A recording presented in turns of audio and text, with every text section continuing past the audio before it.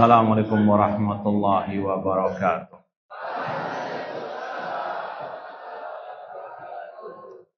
Innal hamdalillah nahmaduhu wa nasta'inuhu wa nastaghfiruh wa na'udzu billahi min syururi anfusina wa min sayyiati a'malina. Man yahdihillahu fala mudhillalah wa man yudlil fala hadiyalah. Asyhadu an la ilaha illallah wahdahu la syarikalah wa asyhadu anna Muhammadan abduhu wa rasuluh. Ya ayyuhalladzina amanu taqullaha haqqa tuqatih wa la tamutunna illa wa antum muslimun. Ya ayyuhan nasu taqu rabbakumul ladzi khalaqakum min nafsin wahidah wa khalaqa minha zawjaha wa batha minhuma rijalan katsiran wa nisaa'a wattaqullaha alladzi tasaaluna bihi wal arham innallaha kana 'alaikum raqibah.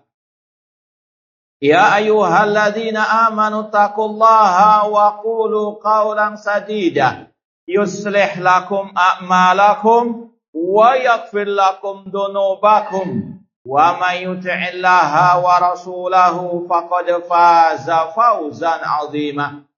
Amma ba'd, fa inna asaqal hadits kitabullah wa akhiral hadi hadi Muhammadin sallallahu alaihi wasallam wa syarrul umuri muhdatsatuha wa kulla muhdatsatin bid'ah wa kulla bid'atin dhalalah wa kulla dhalalatin finnar. Kaifa halukum? Afartum? Musta'idun? Lin-naum aw lid-dars? Baik.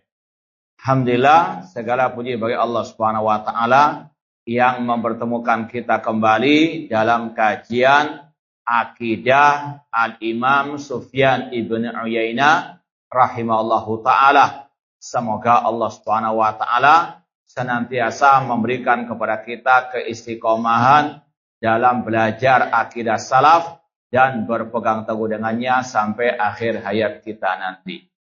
Kita mulai mengkaji bersama-sama i'tiqad Sufyan ibn Uyainah rahimahullahu ta'ala.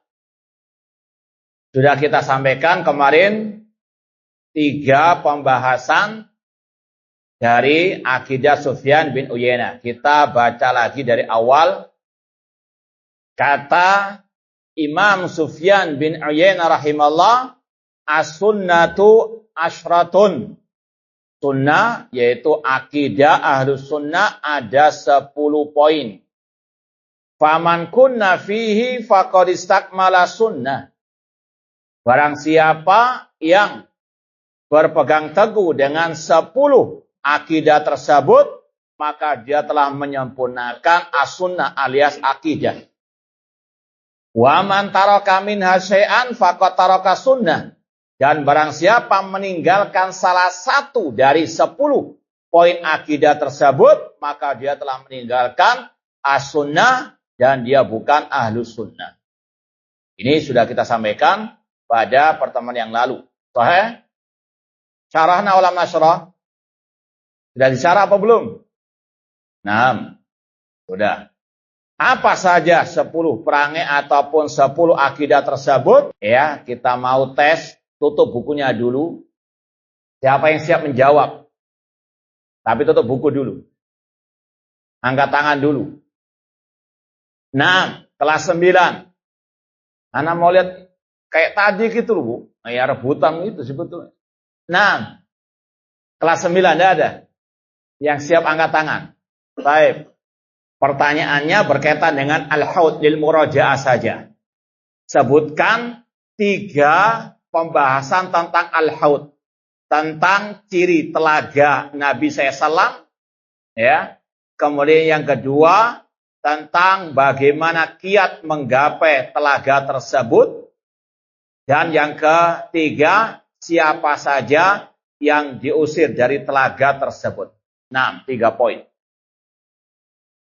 Ana ulang lagi, sebutkan 3 pembahasan tentang telaga Nabi, sebutkan ciri-ciri telaga Nabi, bagaimana kiat menggapai telaga Nabi, dan yang ketiga, siapa yang diusir dari telaga Nabi. Nah, Ajib.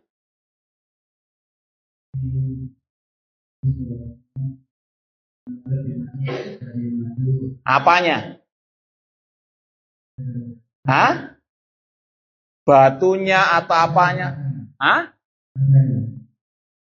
Rasanya. Rasa apanya? Rasa batunya, rasa apanya? Bejananya. Hah? Nah, air telaga. Nah, baik, labas, baik. Lebih manis daripada? Terus. Masih belum? Terus.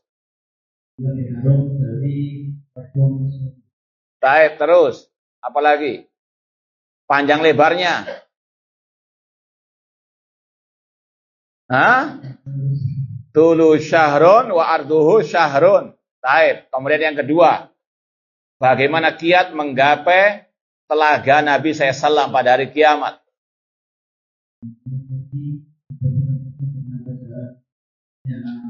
Naam, ittiba sunnah Rasulullah. Yang ketiga, lah, siapa yang diusir dari telaga Nabi SAW? Ya, yang kedua, taib ahsan tayakfi. Taib ati. Jazakumullah khairan. Taib itu pembahasan terakhir kita pada pertemuan yang lalu. Sahih? Saya lah. Baik, sekarang kita mulai nambah poin yang keempat tentang asy-syafa'atu. Ya, sebetulnya sekali lagi ini sekedar murojaah saja. Asy-syafa'ah dalam segi bahasa artinya diddul witr, lawan dari witir. Berarti apa? Ganab wasyaf'i wal watar. Adapun secara istilah syar'i kata para ulama singkatnya asy-syafa'atu hiya talabul khairi lil ghairi. Talabul khairi lil ghairi. Meminta kebaikan untuk orang lain. Talabul khairi lil ghairi. Contohnya, dan sekaligus ini pembahasan utamanya, Nabi SAW minta syafaat kepada Allah untuk pelaku dosa besar dari umat beliau agar dikeluarkan dari api neraka. Ini contohnya, talabul khair lil ghair. Nabi minta kepada Allah agar sebagian dari pelaku dosa besar dari umat beliau dikeluarkan dari api neraka. Yang minta siapa? Yang minta siapa? Nabi. Untuk siapa? Umat beliau. Ini talabul khair lil ghair. Minta kebaikan, yaitu tadi minta kepada Allah. Kebaikan untuk orang lain, bukan untuk beliau. Paham dong? Ini talabul khair lil ghair. Minta kebaikan untuk orang lain. Dan ini sekaligus contoh dan sekaligus pembahasan utama syafaat yang dicantumkan oleh para ulama dalam kitab akidah. Syafaat itu banyak macamnya. Cuma yang sebetulnya inti pembahasan dalam kitab akidah yaitu syafaat Nabi untuk pelaku dosa besar dari umat beliau.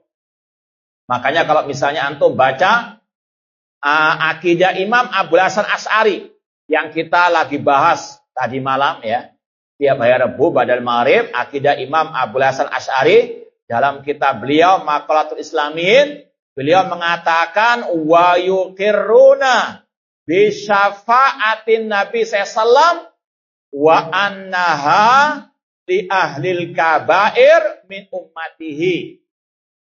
Ahlus sunnah, para ulama salaf alil hadis, mereka mengikrarkan adanya syafaat Nabi SAW, yaitu syafaat bagi pelaku dosa besar dari umat beliau. Dan itu yang Rasul sabdakan, syafaati li ahlil kabair min ummati. Syafaatku bagi para pelaku dosa besar dari umatku. Dan ini sekali lagi inti pembahasan syafaat dalam kitab-kitab akidah. Syafaat Rasul bagi pelaku dosa besar dari umat beliau untuk dikeluarkan dari api neraka. Dan ini dibahas oleh para ulama dalam kitab akidah secara khusus untuk membantah dua kelompok sesat, kelompok Al-Khawarij dan kelompok Al-Mu'tazilah yang mengingkari adanya syafaat Rasul bagi pelaku dosa besar. Kenapa mereka mengingkari? Karena tidak cocok dengan akidah sesat mereka, pelaku dosa besar kekal di dalam api neraka. Jadi itu ciri khas alil bid'ah. Mereka berkeyakinan dulu, kalau ada nas yang nggak cocok, mereka tolak dengan berbagai macam alasan. Entah karena hadisnya mungkin kata mereka lemah, padahal yang lemah adalah akal mereka. Atau mengatakan hadisnya ahad dan seterusnya. Padahal sekali lagi hadisnya sahih, syafaati li ahlil kabair min ummati. Adapun bantahan kepada kelompok Khawarij tentang pelaku dosa besar itu tidak kekal dalam api neraka sangat banyak sekali. Innallaha la yaghfiru an yushraka bihi wa yaghfiru ma duna dzalika liman yasha. Allah tidak mengampuni dosa syirik, namun Allah masih mengampuni dosa selain syirik bagi yang Dia kehendaki. Kemudian perlu ditegaskan juga asy-syafa'ah kulluha lillah. Semua syafaat di hari kiamat milik Allah. Dalilnya dalam surat Az-Zumar, nanti antum lihat nomor berapa itu ayatnya. Qul lillahi syafa'atu jami'ah. Qul lillahi asy-syafa'atu jami'ah. Katakanlah milik Allah semua syafaat tersebut. Syafaat di hari kiamat. Maka haram syirik kalau minta syafaat kepada Nabi, kepada wali yang telah mati. Allah berfirman, wa ya'buduna min dunillah ma la yadurruhum wa la yanfa'uhum wa yaquluna haula'i syufa'auna indallah. Orang-orang musyrikin, mereka beribadah kepada selain Allah yang tidak bisa mendatangkan manfaat dan madarat. Dan mereka mengatakan, yang kami sembah ini adalah pemberi syafaat kami di sisi Allah pada hari kiamat. Allah menvonis mereka ya'buduna min dunillah, beribadah kepada selain Allah. Dan ini kelakuan orang musyrikin jahiliyah. Dan dari sini kata para ulama, ada 3 kelompok manusia dalam masalah syafaat. Ada 3 kelompok manusia tentang syafaat. Yang pertama, kaum musyrikin. Mereka menetapkan adanya syafaat pada hari kiamat, tapi berlebih-lebihan sampai meminta syafaat kepada selain Allah. Fahim dong? Fahimun au naimun?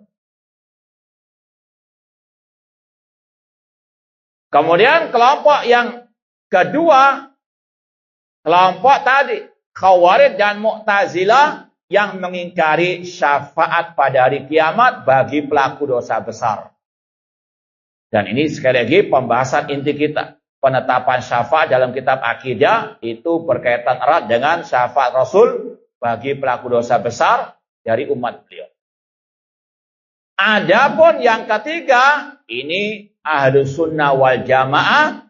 Mereka menetapkan adanya syafaat pada hari kiamat, namun dengan syarat-syaratnya. Apa syarat syafaat pada hari kiamat? Izinullah lisyafi' an yashfa' waridallah anil masyfu'. Yang pertama, izin Allah bagi yang memberi syafaat. Dan yang kedua, ridha Allah bagi yang diberi syafaat. Anak ulang lagi. Ada 3 kelompok manusia dalam menyikapi syafaat pada hari kiamat. Yang pertama tadi siapa? Kaum musyrikin. Yang mereka menetapkan adanya syafaat, namun berlebihan sampai meminta kepada selain Allah Subhanahu wa ta'ala. Kemudian yang kedua kelompok Al-Khawarij dan Mu'tazilah. Mereka ngapain? Mengingkari adanya asy-syafa'ah, terutama bagi pelaku dosa besar dari umat Nabi Muhammad SAW.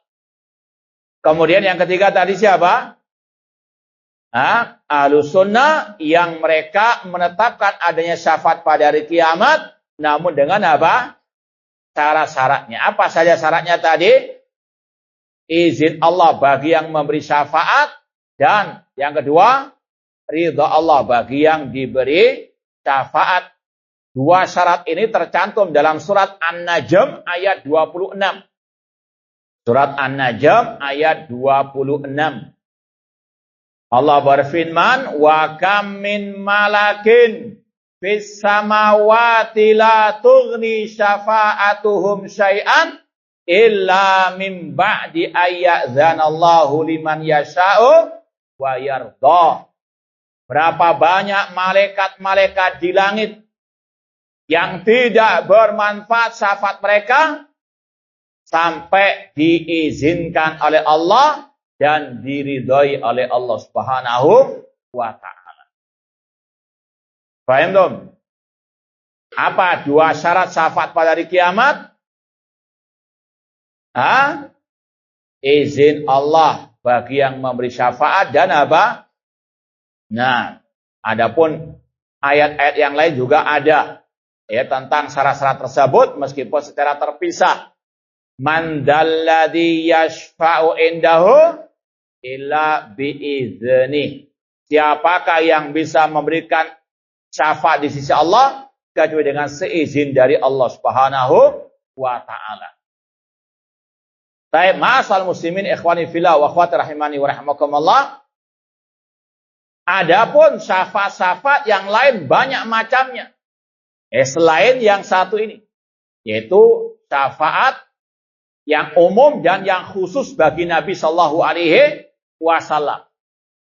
Kalau mau kita sebutkan secara ringkas, ada 2 syafaat yang umum dan yang khusus. Ya, ada syafaat yang umum dan syafaat yang khusus bagi Nabi. Kita sebut yang khusus dulu. Syafaat yang khusus bagi Nabi. Yang pertama syafaat bagi paman beliau, Abu Thalib, untuk diringankan azabnya di hari kiamat. Di neraka. Tidak dikeluarkan dari api neraka, cuma diringankan saja. Karena dia orang kafir, kekal dalam api neraka. Paham dong? Yang kedua syafaat al-uzma. Syafaat yang paling agung, yaitu di padang mahsyar. Untuk Allah memutuskan perkara hamba-hambanya. Wa ja'a rabbuka wal malaku saffan saffa. Kemudian yang ketiga, syafaat untuk masuk ke dalam surga. Karena yang pertama kali masuk ke surga adalah Nabi kita Muhammad SAW dan umat beliau. Atau syafaat membuka pintu surga. Ini 3 syafaat yang kata para ulama khusus bagi Nabi Shallallahu Alaihi Wasallam. Adapun yang umum, yang kedua syafaat yang umum maksudnya di sini untuk Nabi, untuk para malaikat dan orang-orang yang beriman. Rasul bersabda, syafaatil malaika wan nabiyun wal mu'min. Para malaikat memberikan syafaat, para nabi memberikan syafaat. Orang-orang yang beriman memberikan syafaat tentunya dengan 2 syarat tadi. Ridha Allah dari Allah Subhanahu wa ta'ala. Yang pertama, syafaat untuk pelaku dosa besar dari umat ya, para anbiya itu dikeluarkan dari api neraka, terutama umat Nabi Muhammad sallallahu alaihi wasallam. Ini syafaat yang umum. Ya. Bukan hanya Nabi saja yang mengeluarkan dengan syafaatnya, dengan seizin dari Allah, namun juga yang lain. Kemudian syafaat untuk diselamatkan dari api neraka. Kalau tadi kan sudah masuk dikeluarkan. Yang kedua ini mau masuk namun diselamatkan. Ya, syafaat untuk diselamatkan dari apa? Api neraka. Hampir mau masuk neraka namun dengan syafaat Nabi dan yang lainnya orang tersebut tidak jadi masuk neraka namun langsung dimasukkan ke dalam surga. Paham tuh? Baik, sebelum ditambah diulangi lagi. Apa bedanya yang pertama dan yang kedua tadi? Yang umum. Nah, ada yang jawab? Sebenarnya semua harus jawab ini. Cuma sekedar mengulang saja. Apa bedanya syafaat yang umum yang pertama dan yang kedua tadi? Yang pertama? La, as-su'al syahadah. Ini syafaat yang umum kan sudah kita sebut ada dua. Paham? Betul enggak? Anak ulang lagi dari awal. Syafaat ada dua. Yang umum dan yang khusus. Yang khusus bagi Nabi ada tiga. Paham? Syafaatul uzma, syafaat bagi paman beliau, dan untuk masuk surga. Syafaat yang umum, ini umum maksudnya untuk Nabi, para malaikat, dan yang lainnya. Ana sebutkan ada dua tadi. Yang pertama apa? Mengeluarkan dari api neraka. Yang kedua, menyelamatkan dari api. Apa bedanya? Masa nggak paham? Iya, Santom. Yang pertama sudah masuk ke neraka, sudah diazab, namun dikeluarkan dengan syafaat Nabi Muhammad SAW. Paham dong? Adapun yang kedua, belum masuk, hampir masuk neraka, tapi dengan syafaat Nabi dan yang lainnya diselamatkan, dimasukkan ke dalam surga. Paham dong? Tapi biar beli mantul. Apa bedanya yang pertama dan yang kedua ini? Ringkas saja. Hah? Nah, ajibu. Ngantuk semua ini kelihatannya. Ha? Yang pertama, sudah masuk neraka, kemudian dikeluarkan. Yang kedua, diselamatkan sebelum masuk neraka. Paham dong? Nah, jangan ngantuk. Umum. Istaghfiru. Kemudian yang ketiga, syafaat yang umum. Ini untuk meninggikan derajat di dalam surga. Al-jannah darajat. Surga bertingkat-tingkat.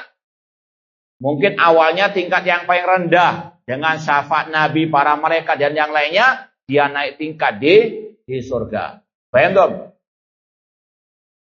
Kemudian juga di antara bentuk syafaat yang umum. Yaitu syafaat bagi orang yang amal baik dan jeleknya itu sama. 50%, 50%. Tasawat hasanatum wa sayi'atuhum. Maka dia dimasukkan ke dalam surga langsung. Meskipun kejelekan dan kebaikannya apa? Sama. Paham dong?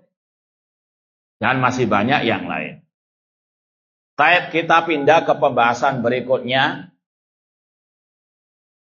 4 pembahasan ini mulai haud, syafaat, al-mizan, was-sirat. Ini pembahasan al-iman bil yaumil akhir. Ya, pembahasan 4 ini, ya, poin ke-3, 4, 5, 6. Ini berkaitan dengan al-iman bil yaumil akhir. Adanya al-haud, adanya asy-syafa'ah. Demikian pula yang ke-3 di sini pembahasan yaumil akhir, al-mizan.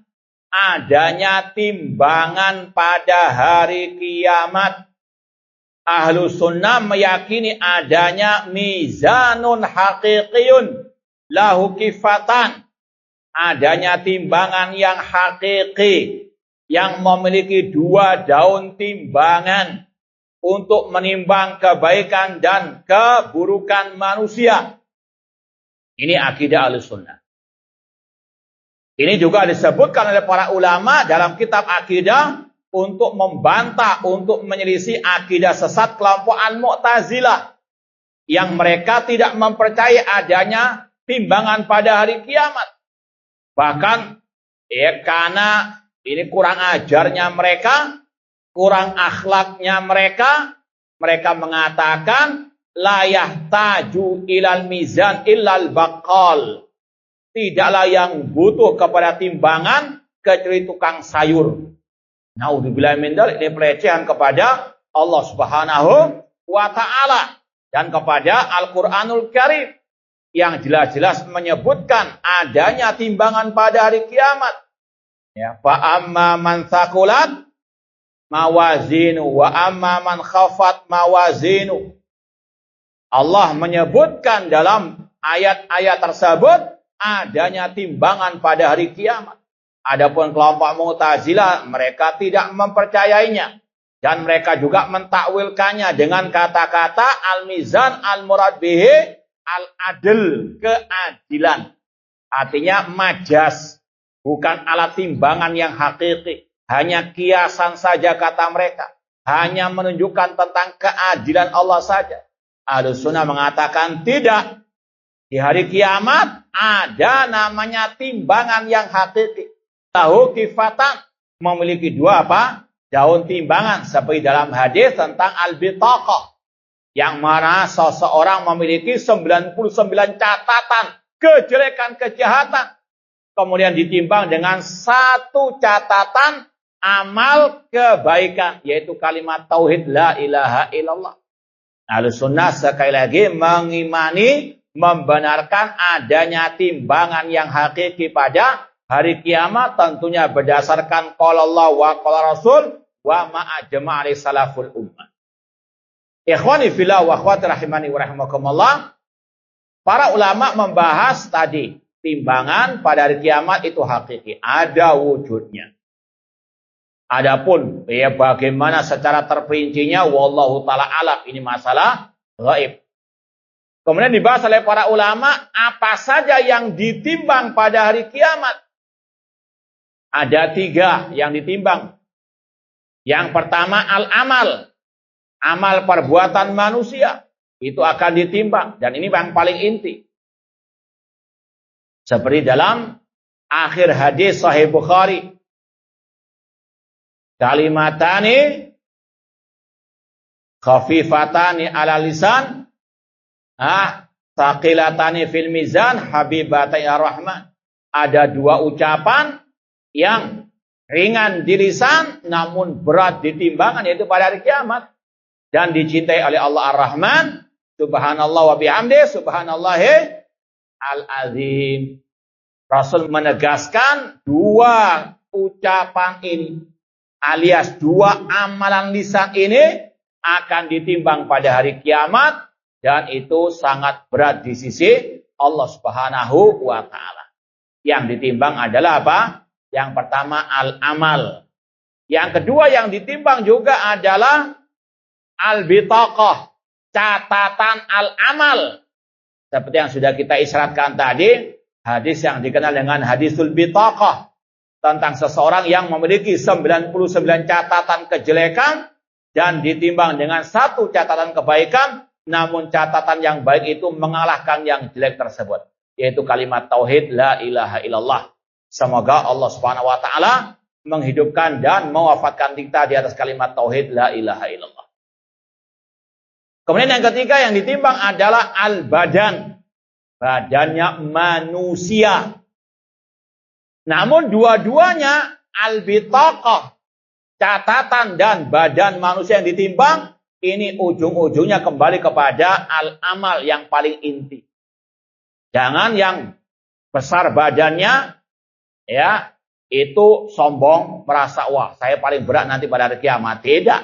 Yang kurus jangan minder juga, karena intinya al-amal wal iman, al-iman wal amalu soleh. Makanya Rasul mengatakan pada hari kiamat yu'ta birrajulil azimis samin la yazid indallah janah ba'udah. Namun pada hari kiamat ditimbang, timbangannya yang gemuk, yang berat tersebut tidaklah ya melebihi timbangan sayap seekor nyamuk. Nyamuk berapa berat timbangannya? Tidak ada apa-apanya. Itu sekali lagi, orang yang besar badannya di sisi Allah tidak ada artinya kalau tidak ada iman wal amal soleh. Kemudian Rasul membacakan ayat di akhir-akhir surah Al-Kahfi, fala nuqimu lahum yaumal qiyamati wazna. Dan kami tidak menimbang sama sekali ya dari orang-orang kafir tersebut, karena wa qadimna ila ma amilu min amalin faj'alnahu haba'an mansur, amal mereka ditolak oleh Allah Subhanahu wa taala. Makanya Rasul mengatakan innallaha la yanzuru ila suwarikum wala ila ajsamikum. Allah tidak melihat kepada rupa kalian dan jasad mereka kalian, walakin yanzur ila qulubikum wa amalikum. Namun Allah melihat kepada hati dan amal perbuatan kalian. Dan juga dalam riwayat Abdullah bin Mas'ud radhiyallahu anhu ketika naik ke sebuah pohon, tersingkap betis beliau karena angin kencang. Sebagian sahabat yang dibawa mentertawakan beliau, namun kata Rasul, lahuwa askal ya min Uhud yaumal qiyamah atau indallah azza wa jalla. Bahwasanya betisnya Abdullah bin Mas'ud yang kecil itu lebih berat di timbangan pada hari kiamat di sisi Allah Subhanahu wa taala daripada gunung Uhud. Gunung Uhud berapa beratnya? Nah, namun tidak ada ya sekali lagi ya lebih ringan dibandingkan betisnya Abdullah bin Mas'ud radhiyallahu anhu karena iman wal amalu as-shalih. Maka dari sini kata para ulama falyatanafasil mutanafisun. Ya, semoga Allah Subhanahu wa taala memberatkan timbangan amal kebaikan kita di hari kiamat kelak. Kemudian dari pembahasan ini ya yang ditimbang itu adalah amal, catatan amal, yang ditimbang adalah badan. Makanya dalam ayat disebut dalam bentuk jamak. Fa amma man thaqulat mawazinu. Ini kalau ada yang bertanya, kok dalam ayat disebut dalam bentuk jamak mawazin, sedangkan dalam hadis tadi riwayat Imam Bukhari di akhir sahihnya disebutkan thaqilatani fil mizan. Mizan bentuknya apa? Mufrad. Musananya apa? Mizanani. Jamaknya apa? Mawazin. Dalam hadis disebut dalam bentuk tunggal mizan. Dalam ayat mawazin. Bagaimana mengkompromikannya? Yaitu tadi. Karena yang ditimbang banyak, maka disebut dalam bentuk jamak. Paham dong? Meskipun timbangannya cuma apa? Satu pada hari kiamat. Namun bi'tibaril mauzunat.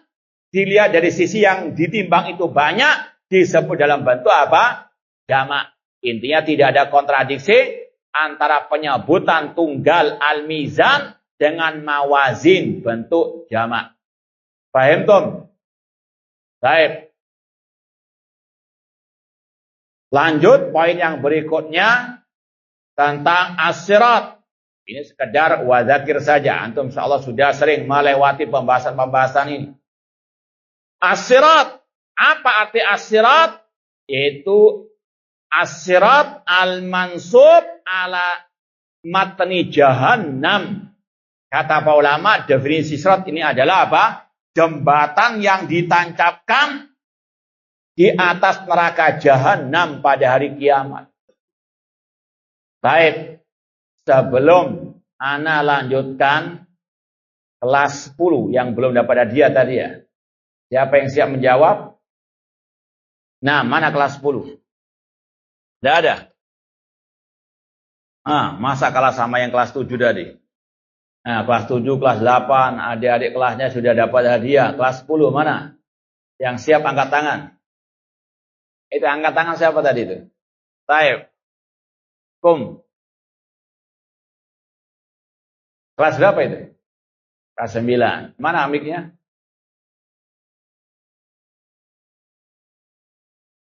Taib Musta'id.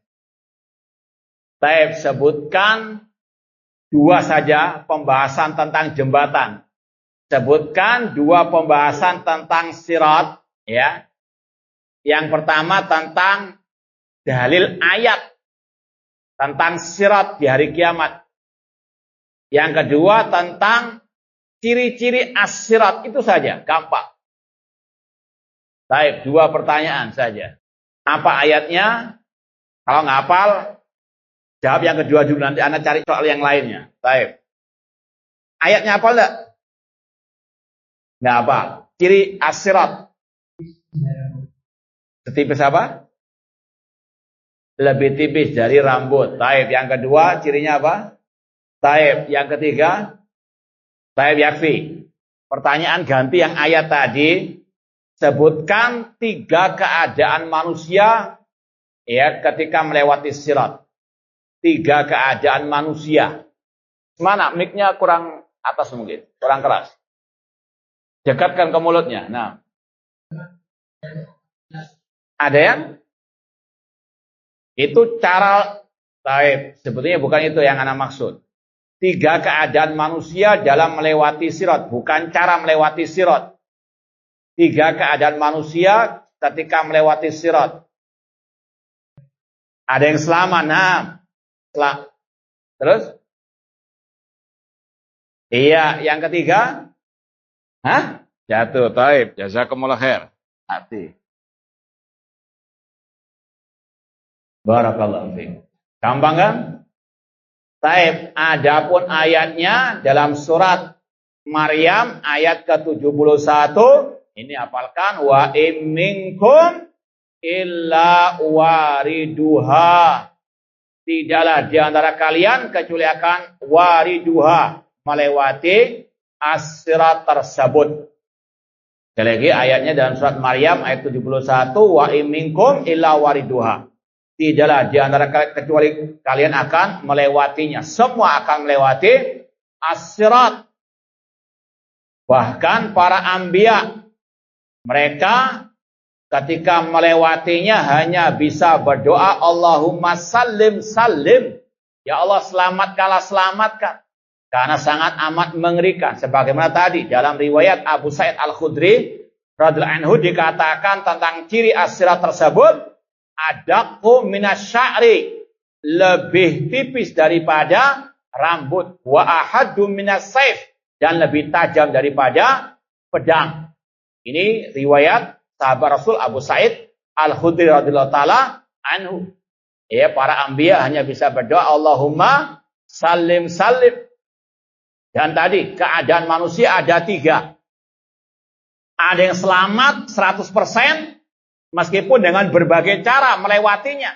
Ada yang seperti kilat, ada yang seperti angin kencang lewat ya sirat tersebut. Ini semuanya selamat. Ada yang sampai merangkak namun tetap selamat. Adapun yang kedua, ini apa? Terkena kail namun masih bisa apa? Selamat. Dan itu ciri-ciri as-sirat juga. Di atas jembatan tersebut ada al-kalalib. Ya seperti bentel, tahu bentel? Hah? Besi yang ada apa? Cabang-cabangnya. Ini adalah apa? Al-kalalib yang ada di as-sirat yang menarik manusia. Namun ada yang selamat. Namun yang ketiga keadaan manusia ada yang apa?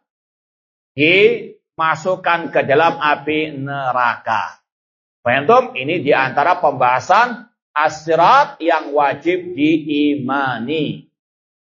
Dan kata para ulama, sebagaimana tadi, al-haud. Bagaimana cara menggapai al-haud? Ada caranya. Yaitu dengan ittiba'us sunnah. Demikian pula bagaimana seorang bisa melewati sirat dengan selamat, maka harus berpegang teguh dengan as-siratal mustaqim di dunia. Apa itu as-siratal mustaqim? Jalannya Rasul dan para sahabat Ar-Rasul sallallahu alaihi wasallam. Dan dari sini pula kita ingat tentang syafaat tadi belum kita sampaikan juga. Bagaimana kiat menggapai syafaat Nabi pada hari kiamat? Taib, ini kita tanya sebelum kita sampaikan. Ada yang ketinggalan tadi. Kalau sekali lagi tentang haud, ada kiat bisa menggapainya. Tentang masalah selamat dari sirat tadi, ada kiat menggapainya dengan menyelusuri siratal mustaqim di dunia, jalannya Rasul dan jalannya para sahabat Rasul, demikian pula bagaimana menggapai syafaat Nabi di hari kiamat. Ini juga ada. Tolong sebutkan 3 saja dengan dalilnya. Baik, yang bisa silakan jawab. 3 kiat menggapai syafaat Nabi dengan dalilnya. Taib, anak kurangi. 3 poin inti, namun 2 dalilnya sudah. Ada yang jawab? Nah, siapapun yang mau menjawab silakan. Tafadhalu. Sebutkan 3 kiat menggapai syafaat Nabi pada hari kiamat. Tidak ada juga. Baik, kita sebutkan. Yang pertama, at-tauhid. Dengan bertauhid, tunalu syafaatin Nabi SAW. Dengan tauhid, dalilnya, as'adun nasi bi syafaati yaumal qiyamah man qala la ilaha illallah khalisan min kibari nafsihi. Orang yang paling berbahagia dengan syafaatku pada hari kiamat yang mengucapkan la ilaha illallah. Tentunya kata para ulama dengan mengamalkannya, dengan mengesahkan Allah dalam ibadah dan tidak berbuat syirik. Kemudian yang kedua, dengan memperbanyak salawat kepada Nabi SAW dengan salawat yang syariah tentunya. Salawat yang disyariatkan. Rasul bersabda ketika ada seseorang minta syafaat Rasul pada hari kiamat, beliau mengatakan, aulan nasi bi syafaat yaumil qiyamah aktsarukum alayya salatan au kama qala Rasul sallallahu. Orang yang paling layak mendapatkan syafaat pada kiamat yang banyak bersalawat kepada. Salawat tentunya yang apa? Yang syariah, bukan salawat yang bid'ah atau salawat yang syirik. Naudzubillahi min dzalik. Kemudian yang ketiga, rajin membaca doa selesai azan. Rajin membaca apa? Doa selesai azan. Apa doanya? Allahumma rabba hadhi da'wati tama wa salatil qa'imah.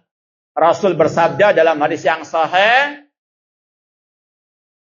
man qala hina yasma'un nida Allahumma rabba hadhi da'wati tama dan seterusnya, halat lahu syafaati yaumal qiyamah. Kata Rasul, barang siapa yang selesai mendengar azan membaca doa Allahumma rabba hadhi da'wati tama dan seterusnya, maka kata Rasul, halal baginya syafaatku, alias baginya syafaatku, yaitu pada hari kiamat. Paham dong? Baik, kalau mau ditambahkan lagi, di antara kiat menggapai syafaat Rasul, memperbanyak salat-salat sunnah. Memperbanyak salat-salat sunnah yang disunahkan oleh Nabi tentunya. Pertanyaannya, apakah ada salat sunnah raghaib? Iya, salat sunnah raghaib, ya kata Imam Nawawi, yaitu salat di awal Rajab, itu bid'ah. Tidak ada salat sunnah khusus di bulan Rajab, tidak ada pula puasa khusus di bulan Rajab. Nah, kemudian yang kelima di antara kiat menggapai syafaat Nabi pada hari kiamat, yaitu mati di kota Madinah. Mati di kota Madinah, bukan mati bunuh diri, tidak. Ya, naudzubillah min dzalik. Namun memang dia tinggal di kota Madinah, kemudian meninggal di kota Madinah, maka dia akan menggapai syafaat Nabi pada hari kiamat. Atau mungkin dia umrah atau haji, kemudian apa? Takdir ya menjadikannya wafat di kota Madinah.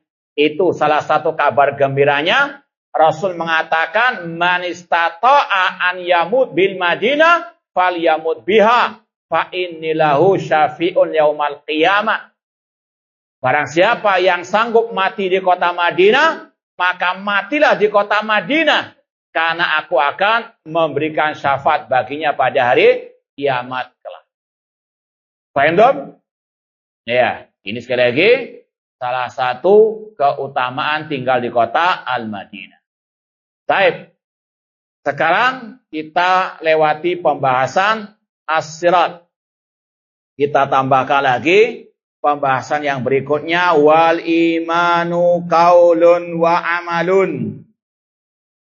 Kata Imam Sufyan bin Uyainah rahimahullah, iman adalah ucapan dan perbuatan. Baik, kelas 7. Sebutkan dalil dari ayat dan hadis tentang al-iman qaulun wa amalun yazidu wa yanqus. Dua ayat dan 2 hadis ya? Atau saya itu ayat 1 hadis? Baik. 6, kelas 7. Ini sudah berulang-ulang. Dalam akidah Imam Bukhari ada, akidah ya Imam Al-Humaidi, akidah Sufyan Ats-Tsauri dan seterusnya. Baik. Sebutkan dalil iman qaulun wa amalun dari ayat dan hadis. Kelas 7 enggak ada yang hafal. Kelas 8. Kelas 9. Taib. Kum. Kelas berapa itu? Mana mic-nya? Kelas berapa ini? 9. Tafadhal. 6.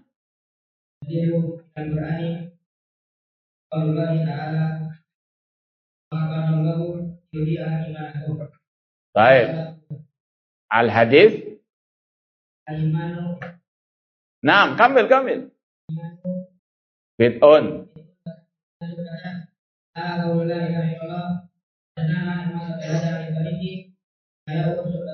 Taib, ahsanta. Taib, berikutnya. Al-iman yazidu wa yanqus. Ini kita tambahkan karena pada waktu penjelasan masalah biografi Sufyan bin Uyainah itu sempat kita katakan Imam Dahabi menukil beberapa poin akidah beliau dan ditambahkan ada kata-kata yazidu wa yanqus. Itu di antara akidah beliau, iman qaulun wa amalun yazidu wa yanqus. Taib, mana dalilnya dari ayat dan hadis? Kelas 9 berarti atau kelas 10? Nah, man yujib. Kelas 12. Baik. Cool.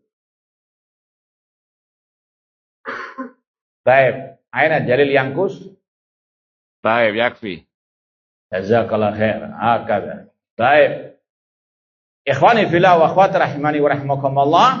Pembahasan al-iman qaulun wa amalun ini hampir ada dalam kitab-kitab akidah ulama salaf Ahlussunnah wal Jamaah, di antaranya untuk membantah kelompok al-Murji'ah yang mengatakan iman itu hanya ucapan dan keyakinan, atau hanya ucapan, atau hanya tasdik membenarkan, atau hanya mengenal Allah. Mereka semuanya mengeluarkan amal daripada apa?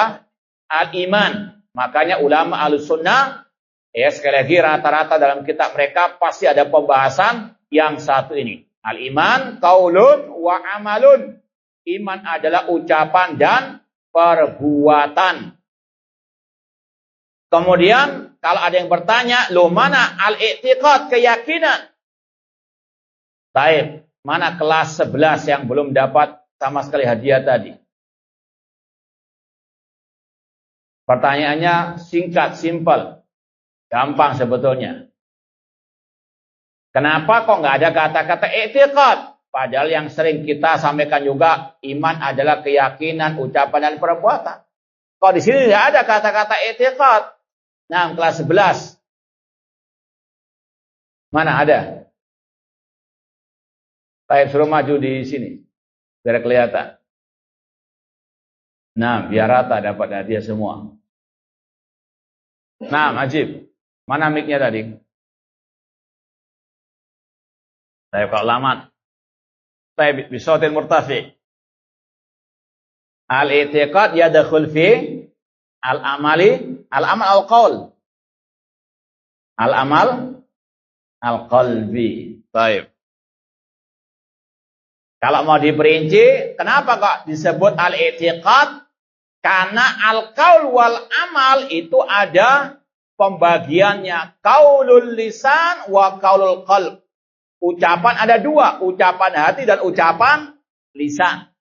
Amal ada dua juga. Amalal qalbi wa amalul jawari. Amalan hati dan amal al-jawari. Itu sudah mencakup al-i'tiqad.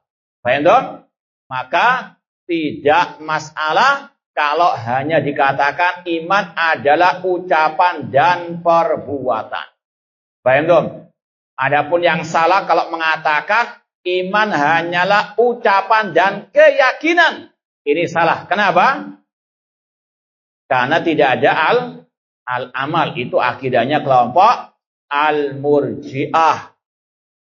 Baik, kemudian kita tambah tadi al-iman yazid wa yanqus. Iman bisa bertambah dan bisa berkurang. Yazidu bi ta'ah wa yanqus bil ma'siyah. Dan sudah sering kita sampaikan, untuk lebih mengingat lagi definisi Ahlussunnah tentang iman, al-iman khamsununat. Iman adalah 5 nun. Apa itu? I'tiqadun bil janani wa nutqun bil lisani wa amalun bil arkani yazidu bi ta'ati ar-rahmani wa yanqusu bi ta'ati asy-syaitani. Ini dinisbatkan kepada ahli hadis kota Madinah, Syekh Hamad Al-Ansari rahimahullah. Beliau mendefinisikan al-iman dengan kata-kata yang indah. Iman adalah 5 nun. Karena akhir kata-katanya ditutup dengan nun. Sajaknya nun. Al-iman i'tiqadun bil janani. Keyakinan dalam hati. Wa nutqun bil lisan. Ucapan di lisan. Wa amalan bil arkan. Amalan dengan anggota badan. Yazidu bi ta'atir rahman. Bertambah dengan mentaati Allah ar-Rahman. Wa yanqusu bi ta'ati asy-syaitani. Dan ini sekali lagi ijma' salaf Ahlussunnah wal jamaah. Al-iman qaulun wa amalun yazidu wa yanqus. Baik, naktafi bihadzal qadar. Jazakumullah khairan. Sekarang naftas soal wal jawab. Ada sudah? Baik, ini ada pertanyaan, katanya kalau amal baik dan amal buruk sama, kita masuk neraka terlebih dahulu baru masuk surga. Apakah benar? Yang pertama, ya semua urusan gaib, apalagi urusan akhirat, kita tidak bisa berkata, berkeyakinan, illa bid-dalil. Kecuali dengan apa? Ad-dalil. Ya, kemudian sudah kita sampaikan dari awal, bahwasanya pelaku dosa besar tahta masyiatillah. Pelaku dosa besar di bawah apa? Kehendak Allah Subhanahu wa taala. Insya adzab wa insya ghafaralah. Jika Allah berkehendak, Allah masukkan neraka langsung. Jika Allah berkehendak, Allah ampuni, Allah masukkan ke dalam apa? Surga. Adapun pembahasan tadi tentang masalah syafaat, tadi bahwasanya pelaku ya dosa dan pelaku atau amal kebaikan dan kejelekan kalau 50-50, 50% sama, maka dengan syafaat Rasul langsung bisa masuk ke dalam apa? Surga. Ya, sekali lagi semua statement urusan al-ghaib akhirat tidak boleh kita sampaikan kecuali dengan ad-dalil. Wallahu taala. Ini juga sama. Ada pertanyaan, seberapa panjang sirat itu? Jawabannya wallahu taala a'lam. Nah, yang penting apa? Ihdinas siratal mustaqim. Berdoa untuk istiqamah di atas siratal mustaqim, jalannya Rasul dan para sahabat Rasul, dan betul-betul bersungguh-sungguh untuk megang teguh. Apakah para syuhada itu tidak perlu dihisab dan ditimbang tanpa lewat sirat langsung masuk surga? Semuanya melewati as-sirat. Dalilnya tadi, wa minkum illa wariduha. Para anbiya saja apa? Melewatinya. Paham? Namun tentunya pasti mereka masuk ke dalam surga Allah Subhanahu wa taala, termasuk yang apa? Najin, yang selamat. Semoga Allah menyelamatkan kita di dunia wal akhirat.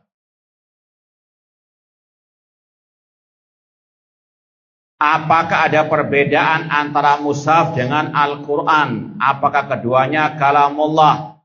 Al-Quran kalamullah, ghairu makhluk. Wa man qala Al-Quran makhluk faqad kafara. Ya, barang siapa mengatakan Al-Quran makhluk maka dia kafir. Adapun mushaf, maka di situ ada Al-Quran yang merupakan kalamullah, ada pula kertasnya yang makhluk, ada pula tintanya yang makhluk, ada pula covernya yang makhluk, ada pula mukaddimah mungkin dari Depak, mukaddimah dari penerbit, itu semuanya adalah apa? Makhluk. Paham? Jadi al-mushaf itu lebih umum daripada Al-Quran. Ya, Al-Quran itu kalamullah, itu ada dalam mushaf. Paham? Ya. Ada mushaf di sini. Baik, ini namanya mushaf. Alaysa kadzalik. Ya, mushaf ada covernya, ada kertas, ada apa kardus istilahnya, ya. Ini adalah makhluk. Paham? Ya. Demikian pula ya mukaddimah ataupun ya di sini ada halaman pertama, ada hiasan dan sebagainya. Ini adalah makhluk. Adapun ayat-ayat yang tertulis Alif Lam Mim Dzalikal Kitab Ar-Rahmanir Rahim Maliki Yaumiddin Qul A'udzu Birabbin Nas. Ini adalah apa? Al-Qur'an yang merupakan kalamullah. Makanya para ulama membid'ahkan orang yang bersumpah dengan apa? Mushaf, karena di situ ada apa? Makhluk. Paham? Jadi kata-kata mushaf ini lebih umum daripada apa? Al-Qur'an. Al-Qur'an ada dalam mushaf, tertulis dalam mushaf, namun al-mushaf ya tidak semuanya kalamullah karena ada apa? Paham? Kertasnya, tintanya itu semuanya makhluk. Paham tuh? Baik. Apakah orang tua akan masuk surga karena anaknya dia jadikan anak bermanhaj Ahlussunnah wal Jamaah? Naam, insyaallah anak yang saleh ya dan amalnya saleh, doanya kepada orang tuanya sangat bermanfaat. Ya, terutama ketika orang tuanya juga di atas tauhid dan apa? As-sunnah, maka mereka akan bisa bertemu di surga sebagaimana firman Allah, jannatu adnin yadkhulunaha wa man salaha min abaihim wa azwaji wa dzurriyyatihim. Surga Aden, orang-orang beriman memasukinya bersama orang yang beramal soleh dari orang tua mereka, anak-anak mereka, dan pasangan hidup mereka, istri mereka ataupun suami mereka. Dan kita ingat Rasul bersabda, idza mata ibnu Adam inqata amalu illa min salasin. Manusia itu terputus amalnya ketika meninggal dunia kecuali 3. Yaitu diantaranya apa? Waladin salihin yad'ulah. Anak soleh. Kata Syekh Al-Albani rahimahullah, kata-kata as-saleh, anak soleh di sini ada makna yang tersirat. Bahwasanya kesolehan anak itu bermanfaat bagi orang tuanya. Orang tuanya sudah meninggal dunia, anak ketika beramal soleh, insya Allah pahalanya ya sekali lagi akan juga mengalir kepada orang tuanya. Bukan hanya doanya saja. Makanya Rasul mengatakan waladin saleh. Ada kata-kata apa? Saleh di sini menunjukkan kesolehan anak. Ya, akidahnya yang saleha, amalnya yang saleh. Ini bermanfaat bagi orang tua yang telah meninggal dunia. Di antaranya agar apa? Orang tuanya juga bisa meraih surga Allah Subhanahu wa ta'ala. Semoga Allah mengumpulkan kita semua dengan keluarga kita di surga kelak. Apakah boleh jika kita berdoa kita tambahkan dengan kehendak-Mu ya Allah, Allahumma ighfirli in syi'ta? Tidak boleh. Rasul yang melarang tersebut. Kata Rasul sebagaimana dalam riwayat yang sahihah, Rasul mengatakan barang siapa yang berdoa liyazim, agar dia apa? Betul-betul ada keyakinan al-azam diterima doanya, dan jangan mengatakan in syi'ta ya Allah, jika engkau berkehendak ya Allah. Itu kurang ajar kepada apa? Allah. Itu kayaknya apa? Gak niat untuk apa? Berdoa. Paham dong? Nah, ini kalau nggak salah pernah kita sampaikan di sini. Nah, Makanya kalau kita didoakan misalnya, ya semoga Allah memberikan kepada antum tambahan rezeki yang barokah. Jangan mengatakan insya Allah, namun katakan apa? Amin. Paham dong? Adapun hadis Rasul ketika ada orang sakit dikatakan tahurun, insya Allah ini bukan doa, ini min babil khabar. Orang yang sakit itu akan disucikan dosanya dengan sekehendak Allah Subhanahu wa taala. Paham dong? La ba'sa tahurun, insya Allah itu min babil khabar. Nah, apa lafaz doa setelah adzan yang benar yaitu tadi Allahumma rabba hadhihi da'wati tamah wassalatil qa'imah ati Muhammadanil wasilata wal fadilah wa bathu maqama mahmudin ladhi wa atta. Enggak perlu pakai kata sayyidina. Paham? Itu tidak ada dalam hadis Rasulullah sallallahu alaihi wasallam. Ya, ini pertanyaan yang sebetulnya akan kita jawab, kita jelaskan pada pertemuan yang akan datang. Tapi karena sudah ditanya, insya Allah kita jawab. Imam Sufyan Ibn Uyainah mengatakan as-sunnah asyrah, sunnah ada 10. Tapi di matan ini ada 11 poin. Mohon penjelasannya. Wallahu a'lam, ini min babi jabril kasr, menggenapkan yang ganjil. Ini suatu yang lumrah dalam bahasa Arab dan juga dalam bahasa apa? Indonesia. Bahkan nanti kalau kita melewati akidah Sahal bin Abdillah At-Tustari juga sama. Ciri ahli sunnah ada 10, tapi belum menyebut 9 saja. Ini beda dengan apa? Sufyan bin Uyainah. Sufyan bin Uyainah mengatakan ada 10 namun 11. Sahal bin Abdillah At-Tustari mengatakan akidah ciri ahli sunnah ada 10 namun beliau sebut apa? 9. Ini dalam bahasa Arab mim babi jabrul kasr, menggenapkan yang apa? Yang ganjil. Paham dong? Wallahu ta'ala alam. Halil iman bil yaumil akhir mukhtassun bi ummati Muhammad amun fi kulli syara'i. Iman kepada hari akhir ini untuk semua umat, ya. Masalah surga dan neraka ini untuk semua manusia, bahkan untuk apa? Al-jin. Ya, apalagi kaidahnya yang berkaitan dengan al-khabar, dengan akidah itu secara umum sama. Dari nabi pertama, rasul pertama sampai yang terakhir itu akidahnya apa? Sama, enggak ada bedanya. Yang beda cuma apa? Syara'i ahkamus syar'iyyah itu yang beda. Adapun akidah sama. Apalagi berkaitan dengan al-khabar dan tidak ada nasakh wan mansukh dalam masalah apa? Kabar berita. Wallahu alam, ini yang mungkin bisa kita sampaikan, kurang lebihnya mohon maaf. Wa jazakumullahu khairan. Aqulu qouli hadza wa akhiru da'wana anil hamdulillahirabbil alamin. Wassalamualaikum warahmatullahi wabarakatuh.